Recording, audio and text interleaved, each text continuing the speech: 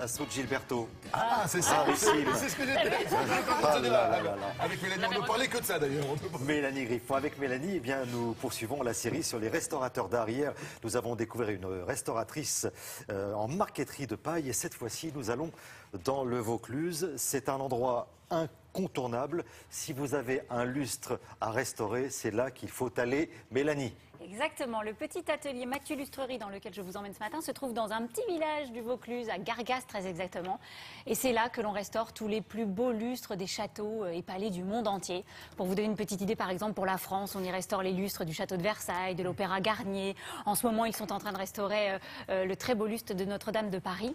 Donc c'est vraiment un atelier reconnu au niveau national, mais international aussi. Les étrangers font beaucoup appel à leur service également.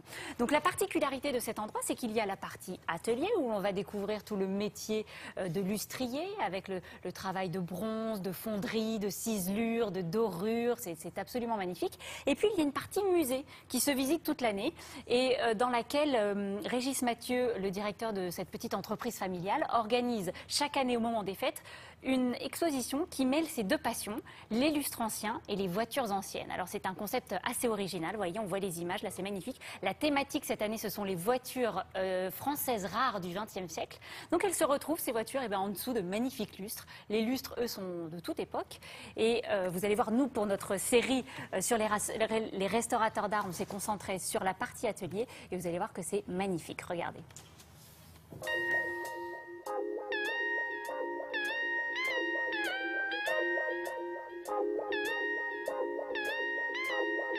Ici, dans nos ateliers, passent les plus grands lustres de la planète. Soit les lustres du Palais Farnèse à Rome, soit les lustres de l'Opéra de Philadelphie ou de palais en Russie ou en Chine. Les lustres viennent se faire une toilette ou une deuxième jeunesse.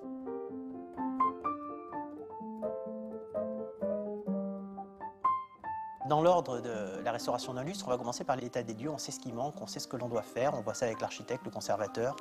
Le lustre, après, on l'emmène ici et vont être faits des analyses par rapport à son origine. Après, vous avez un nettoyage, puis très souvent, les pièces doivent être refabriquées. C'est le cas aujourd'hui, par exemple, de Notre-Dame de Paris. Donc, monture en bronze, fonderie, ciselure, dorure, mise en patine pour que le neuf et l'ancien se marient très bien.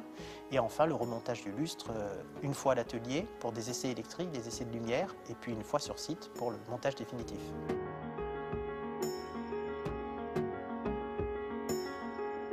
La ciselure, c'est à l'aide de petits ciselets, comme dans la bijouterie, comme dans l'orfèvrerie, on va resculpter la pièce. C'est là qu'on lui donne de la vie, c'est là qu'on joue avec les mats et les brillants. Après, la pièce va être dorée. Quand la pièce sort de dorure, elle est toute mate et nous allons brunir les parties que nous voulons brillantes. À l'aide de brunisseurs, donc de pierre d'agate ou de pierre d'hématite, on va rayer l'or pour qu'il soit étincelant à certains endroits et qu'il renvoie la lumière alors que les parties ciselées mates vont absorber la lumière. Quand on a toutes ces pièces ensemble, très souvent on fait de la patine, c'est-à-dire qu'il faut leur donner une usure, une salissure, un peu de temps, d'époque. Après, le réassemblage des pièces pour que le lustre reprenne sa forme de lustre. Et c'est là qu'on va intégrer l'électricité. C'est un peu compliqué, il faut intégrer souvent des bougies qui donnent l'impression que le lustre est éclairé aux bougies, qu'on est vraiment au XVIIIe ou au XIXe siècle, et intégrer à l'intérieur souvent une électricité moderne. Ce lustre que nous avons derrière nous, le lustre de Notre-Dame de Paris, qui a été dessiné par Viollet-le-Duc en 1862, nous devons le restaurer, le remettre en configuration d'époque et le transporter à la basilique Saint-Denis, où il éclairera un autre ouvrage de Viollet-le-Duc.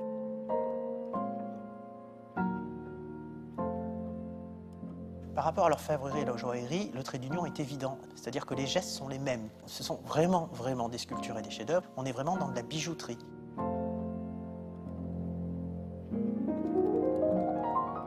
La matière que je préfère, c'est le bronze. Mais la matière que j'ai découvert dans l'histoire des lustres, c'est le cristal de roche. Ce cristal de roche qui est magique, il est là depuis des millénaires. Et moi, j'essaye de le domestiquer et de l'accrocher sur mes lustres.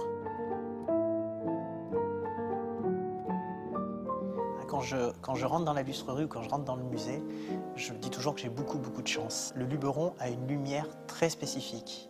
Je peux vous dire qu'ici, c'est magique tout le temps. Le matin, le soleil, l'après-midi, la luminosité, et le soir, ce sont mes petites bougies à moi qui renversent encore la magie. Donc, j'ai beaucoup de chance d'être là au quotidien.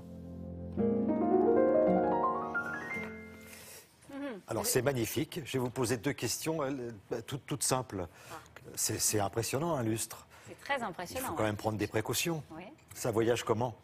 Ah, ça voyage dans des énormes caissons. C'est vrai que derrière les ateliers, il y a des énormes caissons noirs et ça voyage dans ces gros caissons. Ils sont protégés. Bon, voilà, rien de... Bah, rien de... Oui, il faut les transporter. Faut le porter quand même. Non, mais ils ne sont Le pas mec démontés. Le mec qui veut vendre des si lustres la à la question- sauvette, Non, non. Si la- je ne reconnais pas Si beaucoup. la question c'est est-ce qu'ils sont démontés pour le transport, non, ils sont démontés une fois qu'ils arrivent dans les ateliers. Alors, deuxième question, Ah, quelle est deuxième question. Alors, je ne sais pas si vous allez deviner la réponse, mais quelle est la hantise du restaurateur qu'on vient de voir, par exemple? C'est que ça nous tombe dessus. Ça, évidemment, ça, c'était Mais, pas la peine. non, mais effectivement, Régis, lui, pour lui, tous les gens qui travaillent dans son atelier ont une grande responsabilité parce que si effectivement il y a quelque chose qui se décroche, c'est la catastrophe. Hein. Donc voilà.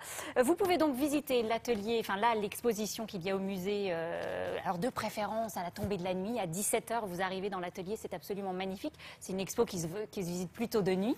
Et puis je voulais vous présenter ce très joli livre, Lumière, une brève histoire de lustre, qu'a écrit Régis Mathieu et qui retrace toute l'histoire du livre, de la bougie à l'électricité. C'est formidable. Vous verrez de très très jolis chefs-d'œuvre dans ce livre. Voilà, si vous voulez y aller, c'est à Gargas, c'est dans le Vaucluse. Exactement. Merci beaucoup, Mélanie. Il fait partie des